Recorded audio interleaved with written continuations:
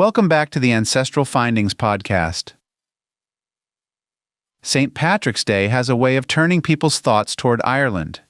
Even those who do not spend much time looking into family history often start wondering where their people came from, what part of Ireland they once called home, and how much of that story still lives on in the family today. For some, it begins with a surname. For others, it begins with an old photo, a church record, a recipe, or a story passed down through the years. That is one reason St. Patrick's Day is such a good time for genealogy. It is more than a holiday on the calendar. It is a chance to pause and remember the people who came before us. It gives us a reason to look back with care and ask questions that may have been sitting quietly in the background for a long time.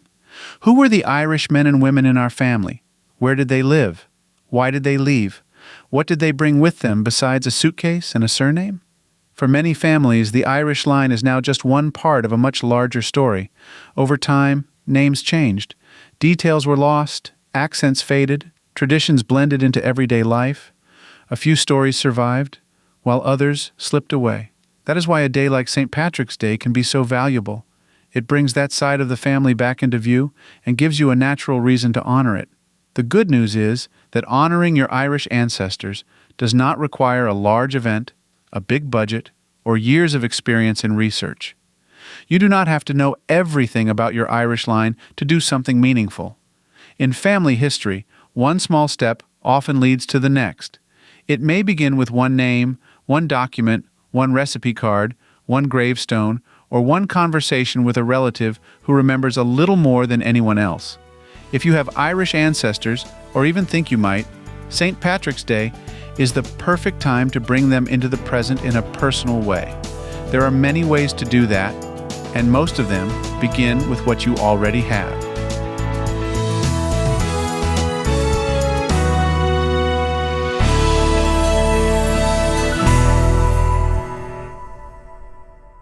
One of the easiest ways to begin is with the names you already know. Look through your family tree and make a list of relatives who may have had Irish roots. Pay attention to surnames, given names, and naming patterns. Some names may stand out right away, while others may need a closer look. You may have ancestors with names strongly tied to Ireland, but do not stop there. Many Irish surnames changed over time, especially after families came to the United States. Spellings were shortened, altered, or written differently by census takers, ministers, clerks, and even family members themselves. An ancestor whose name looks less Irish today may still have come from Ireland or been the child of Irish immigrants. This is a good time to gather the names in one place and review what you know. Write down full names, birth dates, death dates, marriage dates, and any places connected to them. You may notice patterns you had not seen before. You may find several branches with Irish ties instead of just one. You may also spot gaps in your records that point to your next research step. Even this small act can be a tribute. When you say their names, write them down and place them together as part of the family story. You are giving them attention they deserve. St. Patrick's Day is also a good time to go through old family photographs, letters, certificates, funeral cards, prayer cards, family Bibles, and other papers tucked away in boxes or drawers. These items often hold clues that do not appear in the basic family tree. A photograph may have a studio imprint from an Irish neighborhood or city with a large Irish population. A funeral card may name a parish. A marriage certificate may list parents whose names you had not recorded before. A letter may mention a town, a county, a cousin, or a family event that helps connect the pieces. This is also one of the best ways to make your ancestors feel real. Genealogy can sometimes turn into a list of names and dates. Old photographs and papers bring people back into view. You start to see faces, handwriting, clothing, homes, and objects that belong to real people who lived through real struggles and joys. As you look through these materials, label what you can. If there are photographs with no names on them, write down your best guesses on a separate sheet and ask relatives what they know. Scan or photograph important items so they are preserved and easy to share. You do not need to finish the whole job in one day. The goal is to reconnect with the family record and give special attention to the Irish branch. One of the best things you can do on St. Patrick's Day is have a conversation. If you still have older relatives in your life, call them, visit them, or send them a few questions about the family. Ask what they remember about the Irish side. Ask about names, places, church background, stories, sayings, foods, jobs, and relatives who may have talked about Ireland. Do not worry if they do not know exact dates or perfect details. Even small memories can be useful. A comment like, "Your great-grandmother used to talk about Cork," or "They were Catholic and had cousins in Boston," can lead to strong clues. The same is true for stories about how the family celebrated holidays, what foods they made, what songs they sang, or what attitudes they carried about being Irish. You may hear stories you have never heard before. You may hear the same story again, but this time a new detail may stand out. A holiday with an Irish theme often makes these conversations feel natural instead of forced. Take notes while you talk.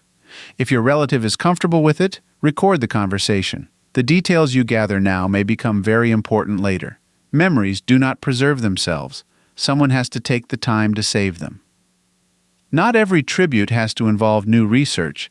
Sometimes the best way to honor your Irish ancestors is to tell their stories again. If you know about an immigrant ancestor who came from Ireland, tell that story to your children, grandchildren, siblings, cousins, or friends.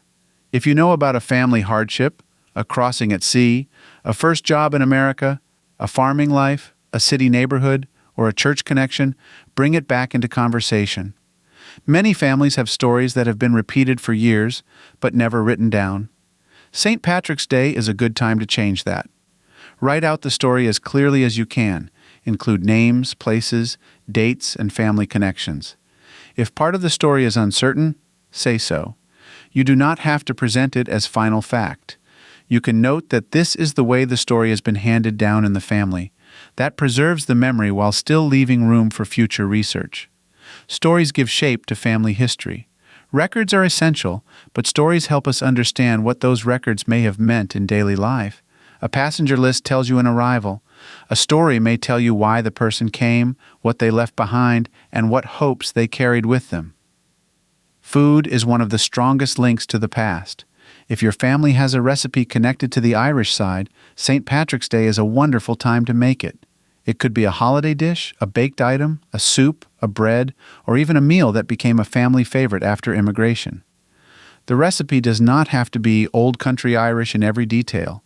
Many family dishes changed after people settled in America, and that is part of the story too. If you do not have a known family recipe, you can still choose something tied to Irish heritage and make it part of a family meal. While you cook, talk about the ancestors you are honoring. Put their names on the table. Share a few facts about them. Bring out a photograph if you have one.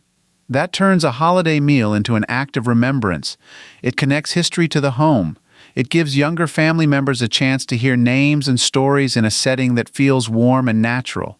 You could even begin a new family tradition by pairing a St. Patrick's Day meal with a short family history conversation each year.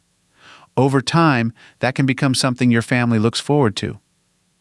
If your Irish ancestors are buried nearby, visiting their graves can be a meaningful way to honor them. Bring flowers if you would like. Clean the stone carefully if it needs attention and if it is safe to do so. Take photographs. Write down the full inscription. Look at nearby graves for relatives, neighbors, or others with the same surname. Cemeteries are often rich with family history clues. You may find maiden names, military service, religious symbols, dates you did not have, or family groupings that help answer questions. Even if you do not discover anything new, the visit itself can still be valuable. Standing where your ancestors are buried has a way of making the family story more personal. If you do not know where your Irish ancestors are buried, consider visiting a churchyard, cemetery, or local memorial tied to Irish immigrants in your area. Many towns and cities have places where Irish communities left a lasting mark through churches, schools, neighborhoods, fraternal groups, and burial grounds. Visiting one of these places can help you better understand the world your ancestors may have known. One powerful way to honor your Irish ancestors is to study the places connected to their lives. This includes both Ireland and the places they lived after arriving in America or elsewhere.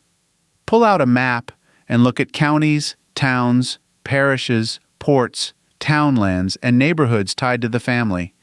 If you know the county in Ireland, spend some time learning about it. What was life like during the years your ancestors lived there? What kind of work did people do?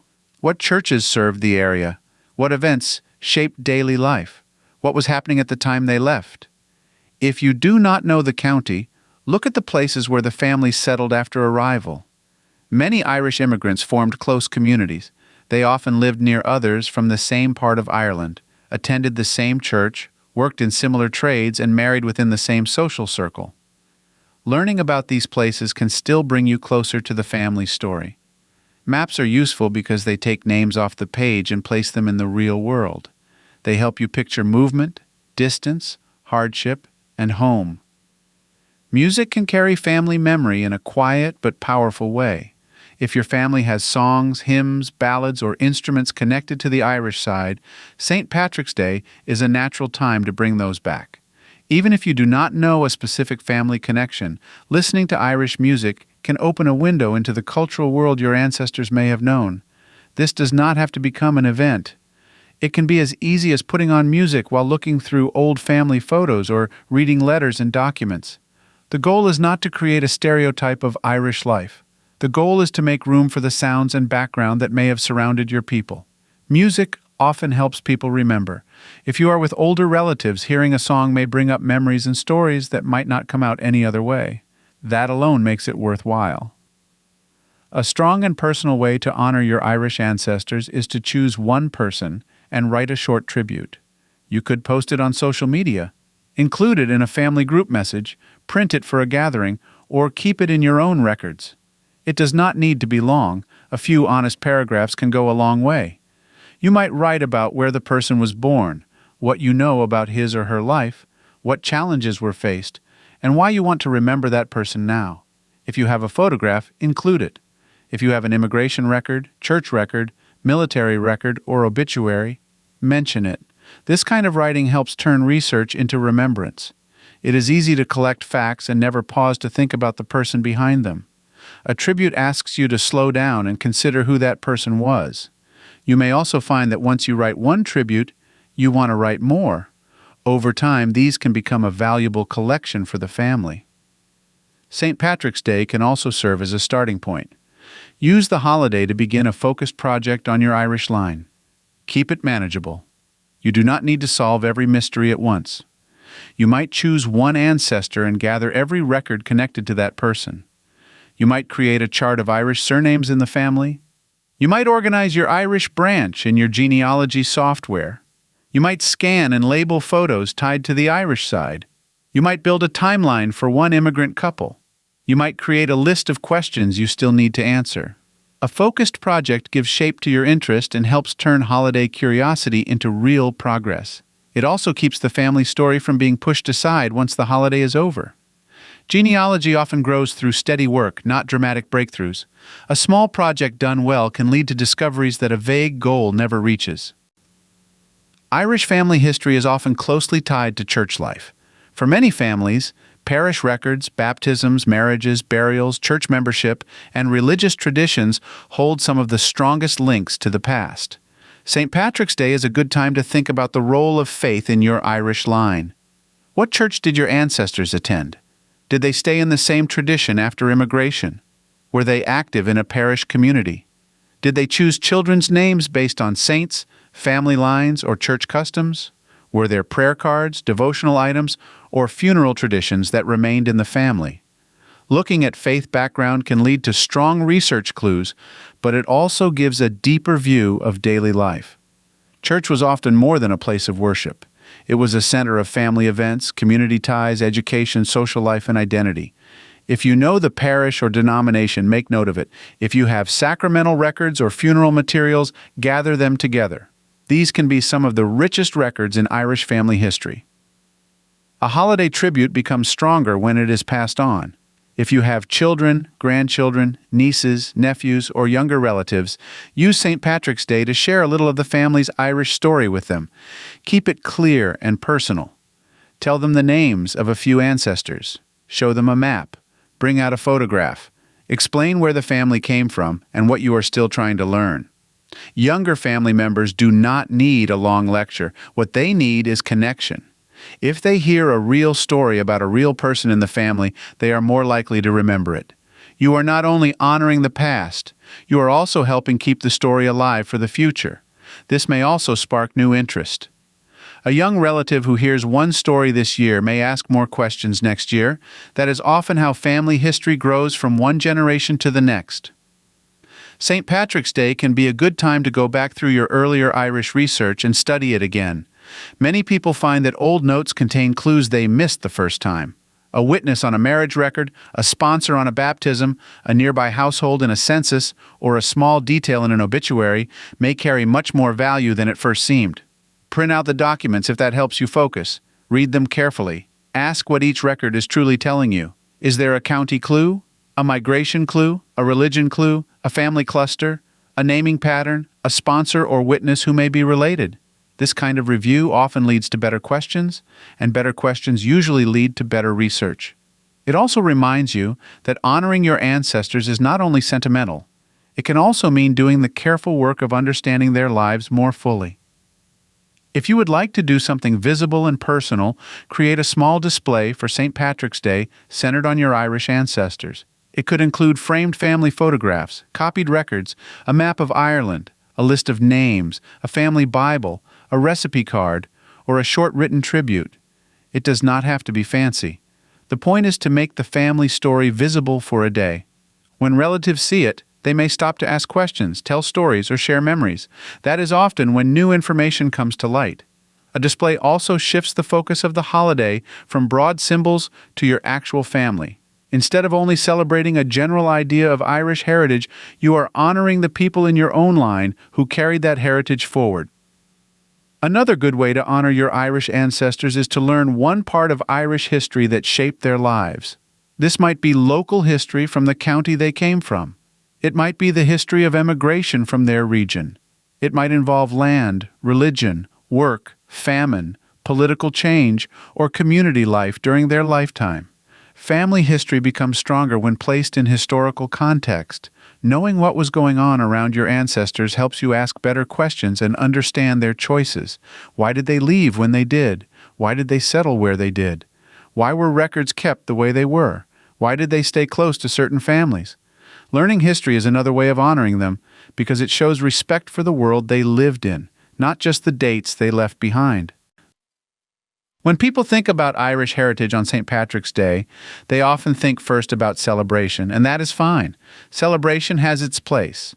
But family history becomes stronger when it also includes honesty. Your ancestors likely lived through hardship, loss, separation, illness, labor, and uncertainty. Some left Ireland by choice. Others may have left because they felt they had little option. Some found success. Others struggled for years. Honoring your Irish ancestors means being willing to remember the full story, not only the festive parts. It means seeing them as real people who built lives under pressure and carried more than one kind of burden. That kind of remembrance has depth. It keeps family history from becoming flat or decorative. It turns it into something human and lasting.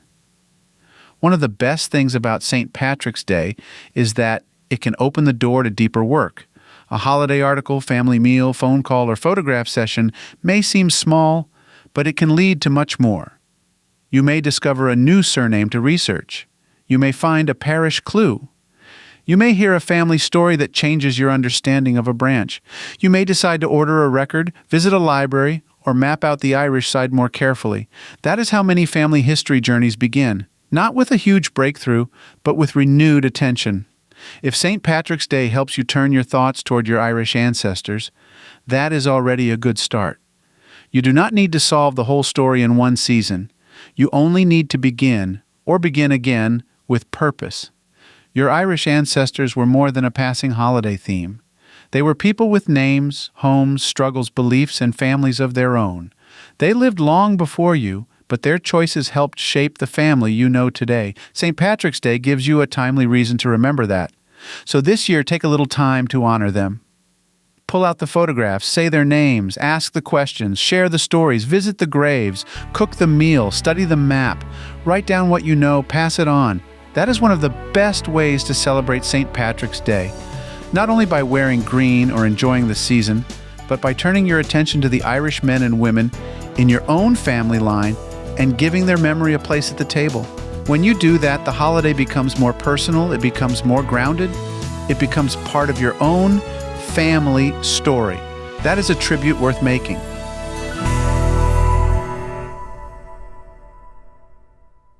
If you've got a hard-to-find ancestor you're stuck on, I'd love to hear about it. Just head over to ancestralfindings.com and click on Contact to send me a message. While you're there, take advantage of our free weekly genealogy lookups. Explore thousands of articles and enjoy hundreds of podcast episodes. We've been helping family history researchers since 1995. And if you're looking for even more, check out our Genealogy Gold Q&A series over on Patreon. Thanks for listening. And as always, happy searching.